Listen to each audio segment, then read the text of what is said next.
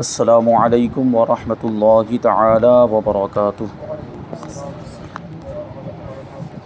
نحمده ونصلي ونسلم على رسوله الكريم اما بعد فاعوذ باللہ من الشیطان الرجیم بسم اللہ الرحمن الرحیم ان اللہ وملائکتہ یصلون علی النبی یا ایہا الذین آمنوا صلوا علیہ وسلموا تسلیما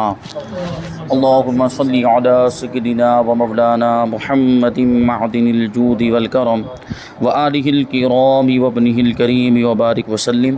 صلاۃ وسلاما علیک یا رسول اللہ صلی اللہ تعالی علیہ وسلم۔ سبق نمبر 9 علم غیب مصطفیٰ صلی اللہ علیہ وسلم کا بیان جاری ہے۔ تو اس سے پہلے علم غیب کسے کہتے ہیں وہ بھی بیان کیا گیا، اور علم غیب قرآن کی روشنی میں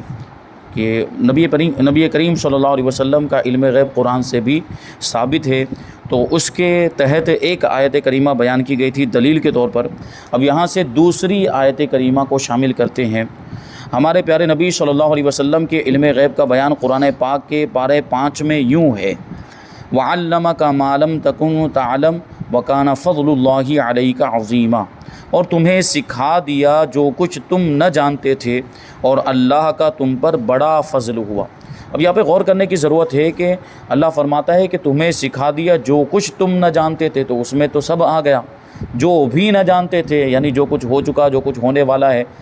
ساری چیزوں کے بارے میں جو بھی حضور نہیں جانتے تھے سب سکھا دیا، یعنی سب کا علم اللہ تبارک و تعالیٰ نے آپ کو عطا فرما دیا۔ اور اس میں ظاہر چیزیں بھی آ گئی، چھپی ہوئی چیزیں بھی آ گئی، آنکھوں سے دکھنے والی چیزیں بھی آ گئی، پوشیدہ چیزیں بھی آ گئی، ساری چیزوں کا علم اللہ تبارک و تعالیٰ نے ہمارے آقا کو عطا فرما دیا۔ یہ آیت مبارکہ ہمارے پیارے نبی صلی اللہ علیہ وسلم کی عظیم مدح اور تعریف پر مشتمل ہے، کہ حضور کی تعریف ہے اس میں۔ تو حضور کا علم بیان کیا جا رہا ہے کہ حضور کو ایسا علم عطا فرمایا اللہ تبارک و تعالیٰ نے کہ سب کچھ سکھا دیا۔ اللہ کریم نے اپنے حبیب صلی اللہ علیہ وسلم کو کتاب اور حکمت عطا فرمائی۔ تو کتاب سے تو مراد ہے قرآن مجید، اور حکمت سے مراد دانائی اور احادیث حضور پاک صلی اللہ علیہ وسلم نے جو ارشاد فرمائی، اور دین کے احکام کو یا قرآن کے اندر جو احکام بیان کیے گئے اس کو بھی حکمت کہا جاتا ہے۔ اور آپ کو دین کے امور، دین سے تعلق رکھنے والی چیزیں، شریعت کے احکام اور غیب کے وہ تمام علوم عطا فرما دیے جو آپ نہ جانتے تھے۔ ساری چیزیں دنیا سے تعلق رکھتی ہوں یا دین سے تعلق رکھتی ہوں، زندگی سے تعلق رکھتی ہوں، آخرت سے تعلق رکھتی ہوں یا موت سے تعلق رکھتی ہوں، جنت دوزخ، ساری چیزوں کا علم اللہ تعالیٰ نے آپ کو عطا فرمایا۔ چنانچہ اس آیت کریمہ کی تفسیر میں امام ابو جعفر محمد بن جریر طبری رحمۃ اللہ تعالیٰ علیہ لکھتے ہیں، اللہ پاک نے آپ صلی اللہ علیہ وسلم کو اولین اور آخرین کی خبریں دی، اور جو کچھ ہو چکا اور جو ہوگا اس سب کا علم عطا فرما دیا، اور سب کچھ آپ پر آپ کے رب کا فضل ہے۔ ظاہر سی بات یہ اللہ کا احسان ہے۔ حضور پاک صلی اللہ علیہ وسلم کو یہ فضیلت اللہ تبارک و تعالیٰ نے عطا فرمائی، علم کی فضیلت۔ اور اولین اور آخرین یعنی جو انسان، جو لوگ حضور سے پہلے ہو چکے، چاہے وہ انبیاء کرام ہو یا ان کی امتیں ہوں، سب کا علم حضور کو عطا فرمایا۔ اور جو بعد میں ہونے والے، حضور کے ظاہری زمانے کے بعد میں ہونے والے ہیں، قیامت تک جو بھی لوگ ہوں گے سب کو حضور پاک صلی اللہ علیہ وسلم جانتے ہیں، سب کی خبریں، سب کے حالات جانتے ہیں، جو کچھ ہو چکا، جو کچھ ہونے والا ہے، سب کا علم اللہ تبارک و تعالیٰ نے آپ کو عطا فرما دیا، اور یہ سب کچھ آپ پر اللہ تعالیٰ کا فضل ہے۔ یاد رہے معلم تکن تعلم میں وہ سب کچھ داخل ہے جو ہمارے پیارے نبی صلی اللہ علیہ وسلم پہلے نہ جانتے تھے۔ جو پہلے نہ جانتے تھے وہ سب کچھ بتا دیا، یعنی ساری چیزیں بتا دی، ساری چیزوں کا علم دے دیا۔ تیسری آیت کریمہ اللہ رب العزت ارشاد فرماتا ہے: الرحمن علم القرآن خلق الانسان علمہ البیان، کہ رحمان نے اپنے محبوب کو قرآن سکھایا، انسانیت کی جان محمد کو پیدا کیا، ما کان وما یکون کا بیان انہیں سکھا دیا۔ اب یہاں پہ 2 الفاظ ہیں، اس پر غور کرنے کی ضرورت ہے۔ ایک یہاں پر ہے خلق الانسان، کہ انسان کو پیدا کیا، اللہ تبارک و تعالیٰ نے انسان کو پیدا کیا، لیکن اعلیٰ حضرت رضی اللہ تعالیٰ عنہ کیا ترجمہ کر رہے ہیں؟ انسانیت کی جان کو پیدا کیا۔ اور انسانیت کی جان کون ہے؟ محمد صلی اللہ علیہ وسلم، کیونکہ اس سے پہلے علم القرآن آیا، قرآن سکھایا، تو کس کو سکھایا؟ حضور پاک صلی اللہ علیہ وسلم کو سکھایا، تو وہاں بھی مراد حضور کی ذات تھی، اور یہاں انسان سے مراد بھی انسانیت کی جان محمد صلی اللہ علیہ وسلم، کیونکہ اگر حضور نہ ہوتے تو کوئی بھی انسان نہ ہوتا، حضور نہ ہوتے تو یہ دنیا بھی نہ ہوتی اور کوئی دوسری مخلوق بھی نہ ہوتی، یہ کائنات ہی نہ ہوتی۔ اور اس لیے تو اعلیٰ حضرت رضی اللہ تعالیٰ عنہ کا وہ شعر ہے کہ وہ جو نہ تھے تو کچھ نہ تھا، وہ جو نہ تھے تو کچھ نہ تھا، وہ جو نہ ہو تو کچھ نہ ہو، جان ہے وہ جہان کی، جان ہے تو جہان کی۔ جسم کے اندر جان ہو تو انسان زندہ ہے، جسم سے جان نکل جائے تو انسان ختم۔ تو دنیا کی جان یہ ہمارے آقا حضور پاک صلی اللہ علیہ وسلم کی ذات ہے،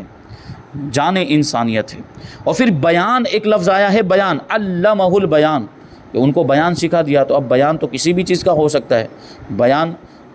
موجودہ چیزوں کا ہو سکتا ہے، گزری ہوئی چیزوں کا ہو سکتا ہے، آنے والی چیزوں کا ہو سکتا ہے۔ اسی لیے اس کے ترجمے میں کہتے ہیں ما کان وما یکون کا بیان انہیں سکھا دیا۔ ما کان وما یکون، یہ لفظ بھی یاد رکھیں، بار بار آتا ہے یہ۔ ما کان مانے جو کچھ ہو چکا، اور ما یکون کا مطلب ہوتا ہے جو کچھ ہونے والا ہے، سب کا بیان حضور کو سکھا دیا، یعنی سب کا علم دے دیا۔ اس آیت میں انسان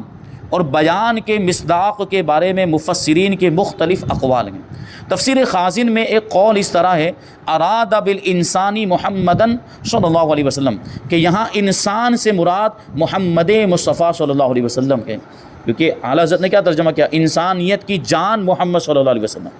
وہ سب آ گئے، یعنی ساری تفاسیر کا نچوڑ ہے اس ترجمے کے اندر۔ کسی نے انسان مراد لیا ہوگا، کسی نے انسانوں کی جنس مراد لی ہوگی، کسی نے حضور کو مراد دیا ہوگا، لیکن انسانیت کی جان کے دیا تو اس میں سب آ گیا۔ اور بیان سے ما کانا وما یکون، یعنی جو کچھ ہو چکا اور جو کچھ آئندہ ہوگا اس کا بیان مراد ہے، کیونکہ نبی کریم صلی اللہ علیہ وسلم اولین اور آخرین اور قیامت کے دن کی خبریں دیتے ہیں۔ حضور پاک صلی اللہ علیہ وسلم، دیکھیں قرآن مجید کے اندر تو اگلی امتوں کے واقعات ہیں، حضرت موسیٰ کے، حضرت عیسیٰ کے، حضرت داؤد کے، حضرت سلیمان کے، اور بہت سے انبیاء کرام کا ذکر ہے، اور ان کی امتوں کا بھی ذکر ہے قرآن مجید کے اندر۔ لیکن حضور پاک صلی اللہ علیہ وسلم نے اس کے علاوہ حدیثوں میں بھی بہت سارے واقعات بیان کیے، انبیاء کرام کے واقعات بیان کیے، ان کی امتوں کے واقعات بیان کیے، بنی اسرائیل کے واقعات بیان کیے۔ تو یہ کیسے بتایا ہوگا؟ حضور کو اللہ تبارک و تعالیٰ نے ان ساری چیزوں کا علم دیا ہوگا، تبھی تو حضور نے بتایا۔ حضور کو کہاں سے پتہ چلا؟ اللہ تعالیٰ نے علم عطا فرمایا تبھی تو پتہ چلا۔ تو حضور نے جو واقعات بیان، پھر یہ تو حضور سے پہلے والوں کے واقعات، حضور سے پہلے کی امتوں کے واقعات اور انبیاء کرام کے واقعات، حضور پاک صلی اللہ علیہ وسلم نے تو قیامت تک ہونے والے واقعات کو بھی بتایا، بلکہ قیامت کی نشانیاں بھی بتائی کہ قیامت جب قریب ہوگی تو ایسی ایسی چیزوں کا ظہور ہوگا۔ تو یہ بھی تو اس بات کا تقاضا کرتے ہیں یہ ساری چیزیں کہ اللہ تعالیٰ نے حضور کو قیامت تک ہونے والے واقعات کا علم بھی عطا فرما دیا ہے۔ امام حسین بن مسعود بغوی نے تفسیر معالم التنزیل جلد 4 صفحہ نمبر 243 پر، اور امام عبد الرحمن ابن جوزی نے تفسیر زاد المسیر جلد 4 پہلے جز پر، اور علامہ ثناء اللہ نقشبندی نے تفسیر مظہری جلد 9 صفحہ نمبر 123 پر، اور علامہ احمد ساوی نے تفسیر ساوی جلد 6 صفحہ نمبر 2074 پر اسی آیت کے تحت ہمارے پیارے نبی صلی اللہ علیہ وسلم کے لیے علم ما کان وما یکون کا قول ذکر فرمایا۔ یعنی ان سارے مفسرین نے بیان سے یہی مراد لیا کہ جو کچھ ہو چکا ہے، جو کچھ ہونے والا ہے، اس کا علم اللہ تعالیٰ نے آپ کو عطا فرما دیا۔ یہ بڑے بڑے مفسرین ہیں، بڑے بڑے علماء ہیں، اور ان کی تفسیریں بڑی معتبر مانی جاتی ہیں، اور یہ ہمارے مخالفین کے مدرسوں میں بھی پڑھائی جاتی ہیں، ان کی لائبریریوں کے اندر بھی یہ تفسیریں رکھی ہوئی ہے۔ لیکن انہوں نے وہاں پہ ذکر کیا کہ اللہ تعالیٰ نے ان کو، حضور کو ما کان وما یکون کا علم عطا فرما دیا۔ یہ تفسیریں پڑھاتے ہیں، یہ تفسیریں اپنے مدرسوں میں رکھتے ہیں، لیکن مانتے نہیں ہیں۔ چوتھی آیت کریمہ اللہ تعالیٰ ارشاد فرماتا ہے عالم الغیب فلا یظہر علی غیبہ احدا الا من ارتضی من رسول فانہ یسلک من بین یدیہ ومن خلفہ رصدا۔ الا من ارتضی، اس پر غور کرنے کی ضرورت ہے۔ الا من ارتضی، ترجمہ دیکھیں، غیب کا جاننے والا تو اپنے غیب پر کسی کو مسلط نہیں کرتا، یعنی اللہ تعالیٰ غیب کا جاننے والا ہے، اپنے غیب پر کسی کو مسلط نہیں کرتا، یعنی اپنے غیب پر کسی کو قابو نہیں دیتا، اپنے غیب کا کسی کو علم نہیں دیتا، سوائے اپنے پسندیدہ رسولوں کے، کہ ان کے آگے پیچھے پہرا مقرر کر دیتا ہے، یعنی ان کو غیب کا علم عطا فرما دیتا ہے۔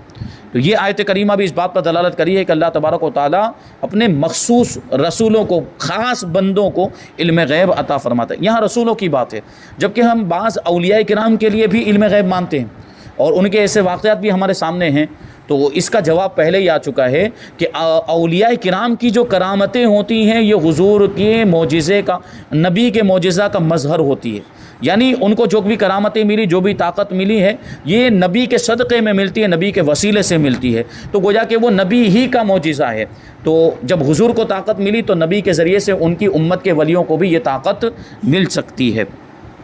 5ویں آیت کریمہ اللہ تعالیٰ ارشاد فرماتا ہے وما ہوا علی الغیب بضنین، اور یہ نبی غیب بتانے میں بخیل نہیں۔ بخیل کا مطلب ہوتا ہے کنجوس۔ کنجوس ہونے کا مطلب یہ ہوتا ہے کہ آدمی روکے کسی چیز کو، جیسے مال کے بارے میں کہا جاتا ہے کہ یہ مال خرچ کرنے میں بہت کنجوس ہے، اس کا مطلب ہے کہ وہ مال کو روکے رکھتا ہے، خرچ نہیں کرتا اور صدقہ خیرات نہیں کرتا۔ بخیل کا یہ مطلب ہوا، تو کنجوس کا بھی یہی مطلب ہوا۔ حضور پاک صلی اللہ علیہ وسلم کے بارے میں اللہ تبارک و تعالیٰ یہ ارشاد فرماتا ہے کہ یہ نبی غیب بتانے میں بخیل نہیں، کا کیا مطلب؟ غیب بتاتے ہیں، غیب کی باتیں حضور کھول کر بیان کرتے ہیں، یعنی اس میں پھر وہ روکتے نہیں، اس میں کنجوسی نہیں کرتے، اس میں بخیلی نہیں کرتے، تو غیب بتاتے ہیں، اس کا مطلب یہ ہوا۔ تو غیب بتائیں گے کیسے؟ جب غیب کا علم ہوگا تب بتائیں گے۔ اللہ تعالیٰ نے آپ کو غیب عطا فرمائی۔ یہ 5 آیتیں، اور بھی بہت سی آیتیں ہیں، لیکن 5 آیتوں سے واضح طور پر یہ بات ثابت ہو جاتی ہے کہ حضور پاک صلی اللہ علیہ وسلم کو اللہ تعالیٰ نے علم غیب عطا فرمایا۔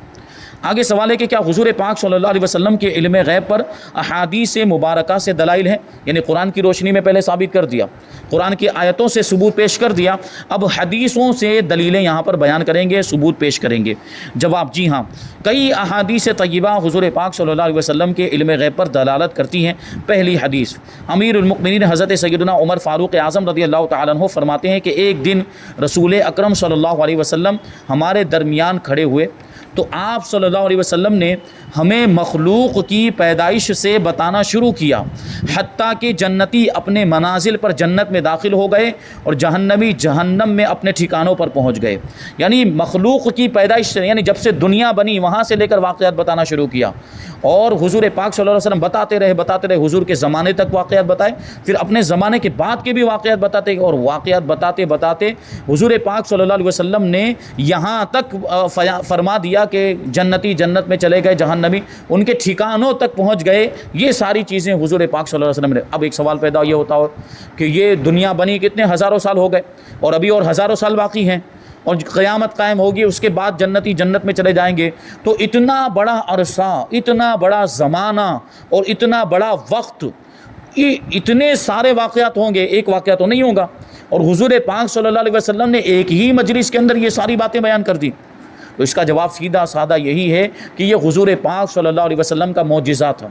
کہ ایک دن کے وقت میں، بلکہ ایک دن کے تھوڑے سے وقت کے اندر حضور نے اتنے سارے واقعات بیان کر دیے، دنیا کے پیدا ہونے سے لے کر جنتیوں کے جنت میں جانے تک اور جہنمیوں کے جہنم میں جانے تک کے واقعات بیان کر دیے۔ یہ حضور کا معجزہ، اور معجزہ ہوتا ہی وہ ہے جو ہماری عقل میں نہ آئے، جہاں تک ہماری عقل نہ پہنچ سکے، یہ حضور کی شان ہے۔ تو سوچیں آپ کہ حضور کا علم غیب کیسا کہ سارے واقعات بیان کر دیے۔ حضرت عمر آگے فرماتے ہیں کہ جس نے اس بیان کو یاد رکھا اس نے یاد رکھا، اور جو بھول گیا سو بھول گیا۔ کیونکہ اب یاد رکھنا، اتنے سارے واقعات کو یاد رکھنا بھی تو ایک بہت بڑے فضیلت کی بات ہوگی، اور اس کے لیے بھی وسعت قلب چاہیے، ذہن بھی ویسا ہونا چاہیے۔ تو حضور پاک صلی اللہ علیہ وسلم کی تو شان عرفہ و اعلیٰ ہے کہ آپ تو سردار کائنات ہیں، آپ بیان بھی کر سکتے ہیں، آپ کو وہ یاد بھی ہوگا، لیکن لوگوں کے لیے، عام انسانوں کے لیے اس کو یاد رکھنا مشکل تھا، تو سارے واقعات سب کو یاد نہ رہ سکے۔ اور آگے والی روایت کے اندر آپ دیکھیں گے کہ اس میں ایک لفظ یہ آیا ہے کہ ہم میں سب سے بڑا عالم وہ ہے جس نے حضور کی ان باتوں میں سب سے زیادہ باتوں کو یاد رکھا، کیونکہ وہ علم کی ہی بات تھی، ظاہر سی بات۔ دوسری حدیث، حضرت سیدنا عمرو بن اخطب انصاری رضی اللہ تعالیٰ عنہ سے روایت ہے، ایک دن نبی کریم صلی اللہ علیہ وسلم نے نماز فجر سے غروب آفتاب تک خطبہ ارشاد فرمایا،